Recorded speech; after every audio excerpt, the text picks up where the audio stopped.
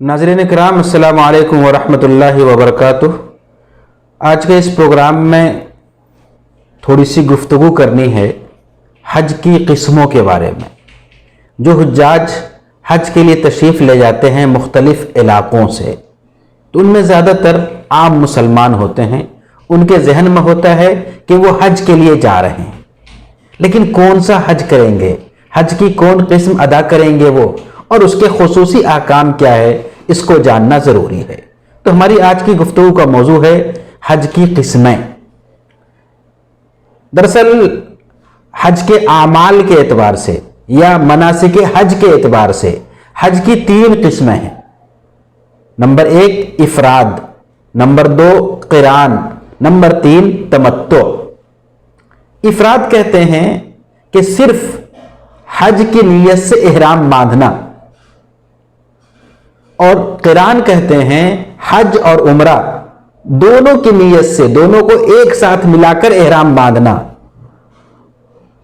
और तमत्तो, इसमें भी हज और उम्रा दोनों को मिलाया जाता है, लेकिन फ़र्क इतना होता है कि पहले उम्रे की नीयत की जाती है और जब उम्रा मुकम्मल हो जाता है उसके बाद हज की नीयत की जाती है। तो अगर इन तीनों किस्मों पे गौर करें तो बुनियादी तौर पे फ़र्क ये है कि क्या सिर्फ हज करना है ये, या हज के साथ उम्रा को भी मिलाना है। अगर सिर्फ हज करना है तो उसका नाम है हज इफराद। जब भी तलबिया पढ़ेंगे तो लब्बैक बेहज्जिन कहेंगे या नीयत करेंगे तो सिर्फ हज की नीयत करेंगे, इसका नाम हज इफराद है। दूसरी शक्ल है क़िरान की, यानी अगर जमा करेंगे दोनों को तो जमा करने की 2 शक्ल होगी। एक शक्ल यह है कि सफर शुरू करते ही दोनों की साथ नियत कर ली, इसको क़िरान कहते हैं। क़िरान का मतलब है जमा करना, मिक्स करना, मिलाना, तो दोनों की एक साथ नियत कर ली, इसको क़िरान कहते हैं। क़िरान की 2-3 शक्लें होती हैं। पहली शक्ल यह है कि इहराम जिस वक्त बांध रहा है उसी वक्त दोनों की नियत की कि हम दोनों को अदा करेंगे। दूसरी शक्ल यह है कि पहले हज की नीयत से इहराम बांधा और फिर उम्रा की नीयत कर ली। और क़िरान की तीसरी शक्ल यह है कि उम्रे की नीयत से इहराम बांधा और फिर हज की नीयत कर ली। तो इन तीनों में तीसरी किस्म को फुक़हा ने मकरूह लिखा है, यानी या तो दोनों की नीयत करे एक साथ, या फिर पहले हज की नीयत करे और फिर उसी के साथ बाद में उम्रे की नीयत मिला ले। तो ये क़िरान की 3 शक्लें हैं। दूसरा है तमत्तो।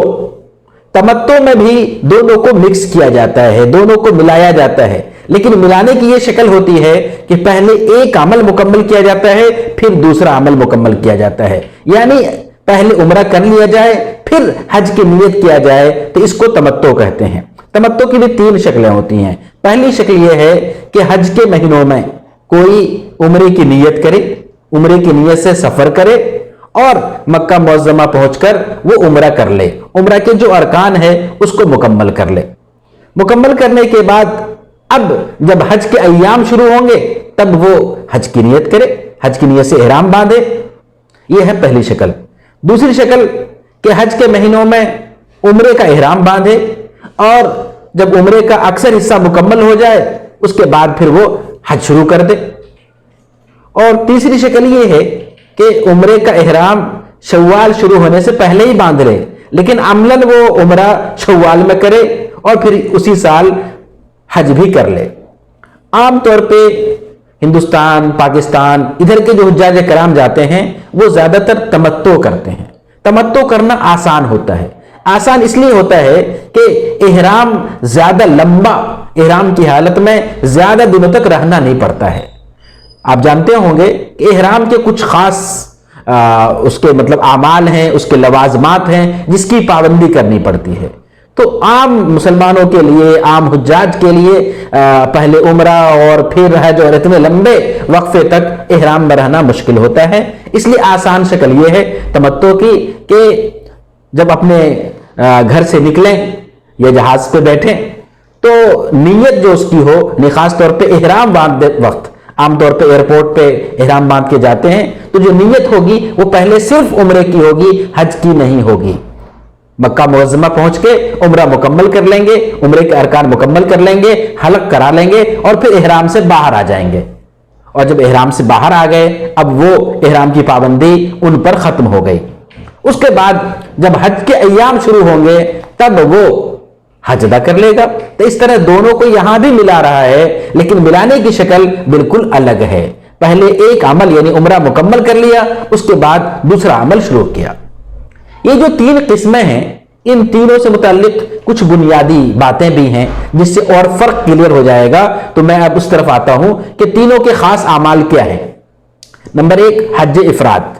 حج افراد میں جو نیت ہوگی وہ صرف حج کی ہوگی، عمرے کی نہیں ہوگی، نمبر ایک۔ نمبر دو، میقات پہنچ کر احرام باندھے گا اور لبیک حجن کہے گا، یعنی حج کی نیت سے وہ لبیک کہے گا۔